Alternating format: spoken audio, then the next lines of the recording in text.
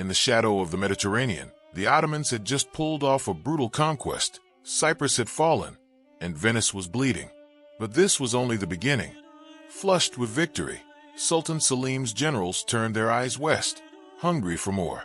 What came next wasn't just a battle. It was a storm of fire and blood. Two massive fleets, over 400 warships, sailed toward a narrow gulf where the fate of empires would be decided. And on October 7th, 1571, they collided. What happened next would shake the Christian world and leave the Ottoman navy shattered in a single, unforgettable day. Ask ChatGPT. Venice was starving, not just its people, but its soul.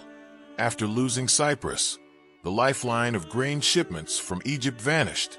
The once proud republic now faced riots in the streets and breadlines that stretched for miles. But that wasn't the worst part. See, Venice had done something desperate.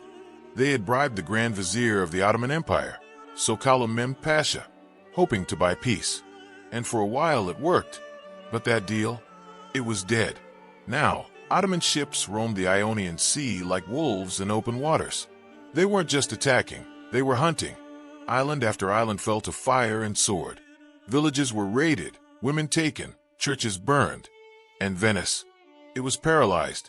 Its ships too slow, its alliances too fragile. This wasn't just a crisis. This was the prelude to annihilation. And yet, in the midst of this collapse, something stirred.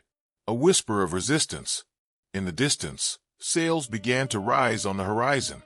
A coalition was forming, and it was heading straight for the jaws of the Ottoman beast.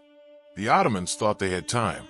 They moved to strike Cattaro, a coastal fortress in Dalmatia, small but critical. But the walls held, and the failure, though brief, set a ripple through their plans.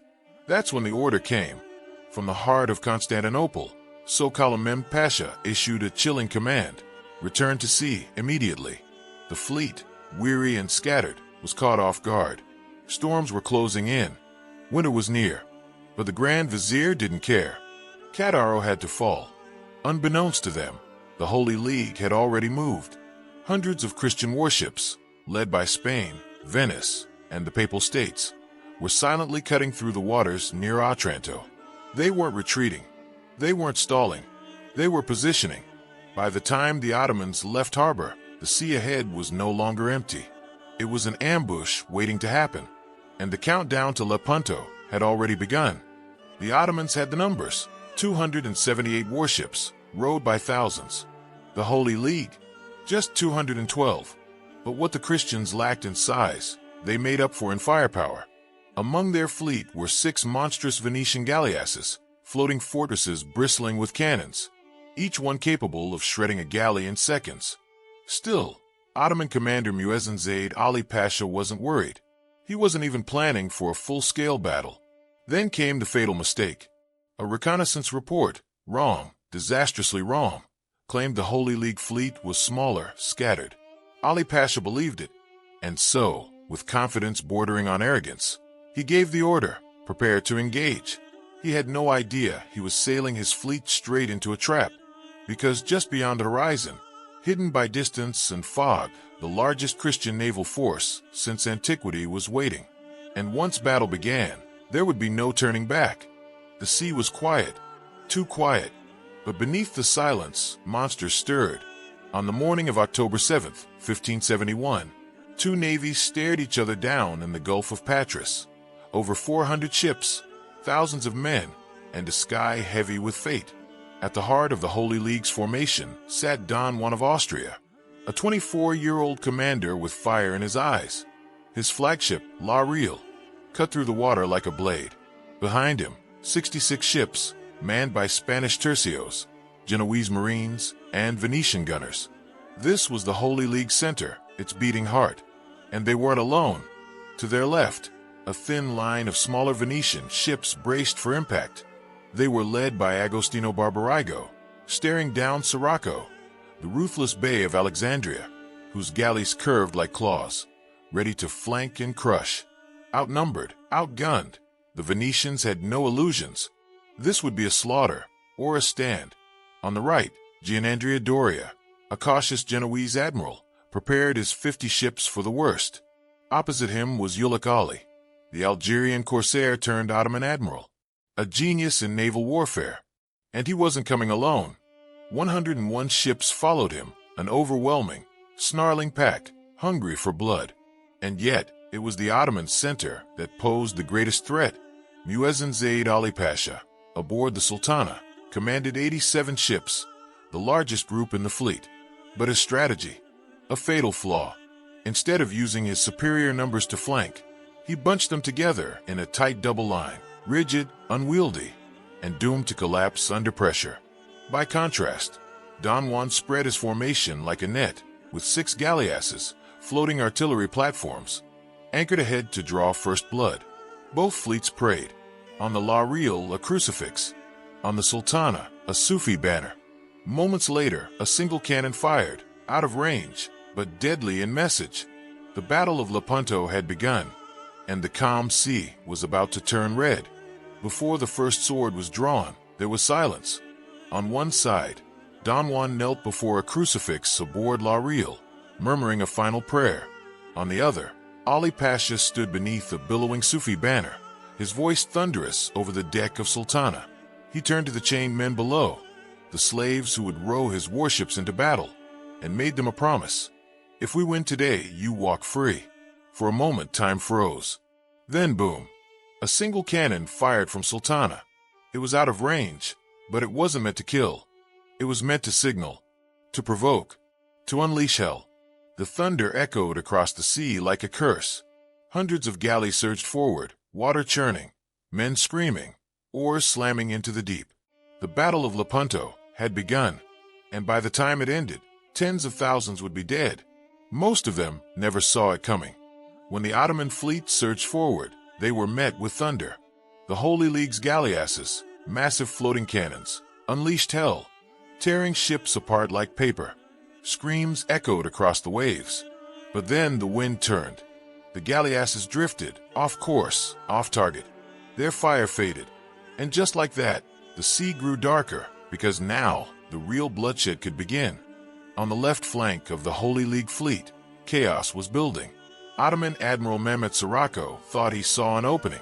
He ordered his ships to sweep in a wide arc, to flank the Christians, to crush them from the shore. But there was one problem.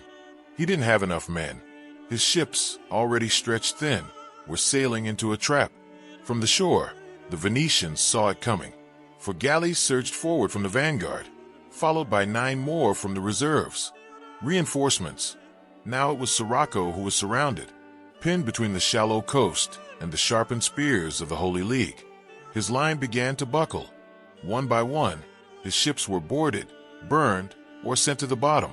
Screams pierced the salty air. The water turned black with smoke and red with blood. Venetian commander Agostino Barbarigo fought like a demon, rallying his men from ship to ship, until an Ottoman arrow slipped through the ice slit in his helmet. He collapsed, dead. But this wouldn't end with his death, because his nephew, Giovanni Contarini, was watching. Contarini charged straight at Sirocco's flagship, crashing into it like a storm. Blades clashed. Men screamed. Sirocco, injured and trying to flee, was pulled from the wreckage. He begged for mercy. He got none. Contarini grabbed his sword and beheaded him on the spot. His uncle's killer now lay lifeless on the blood-soaked deck of his own ship.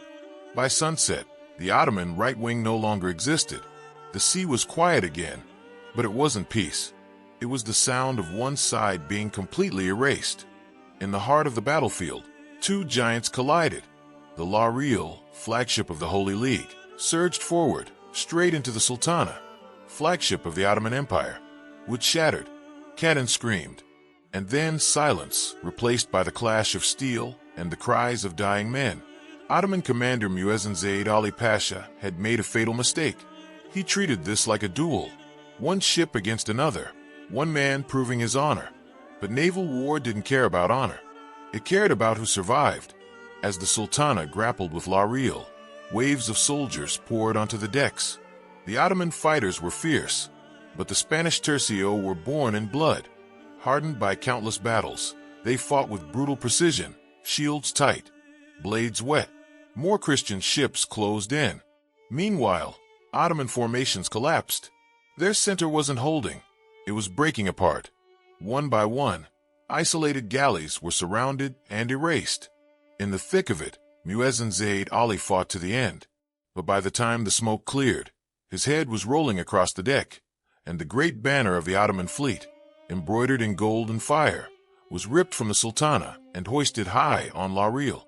The Ottoman heart had just stopped beating. On the right flank, Gianandrea Doria was walking into a nightmare.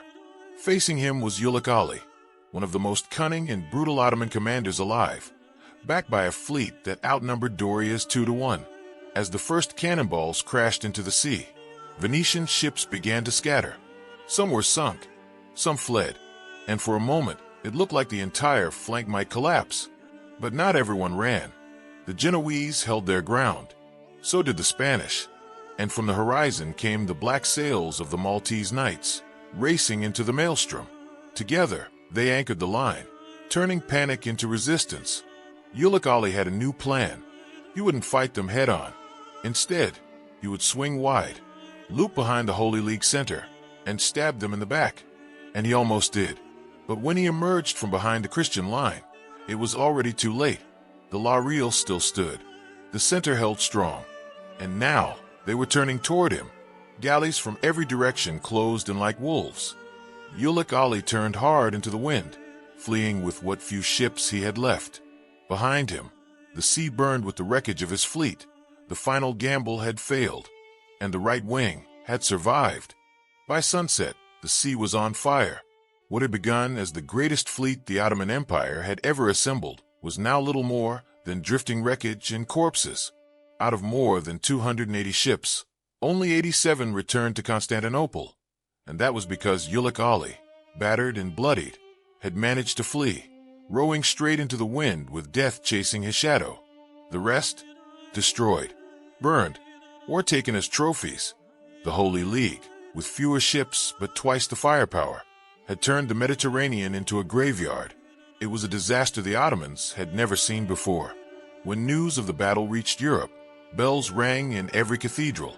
Pope Pius V, the man who had dreamed of uniting Christendom, was hailed as a savior. Paintings, poems, and songs poured across the continent. The Holy League had done the impossible.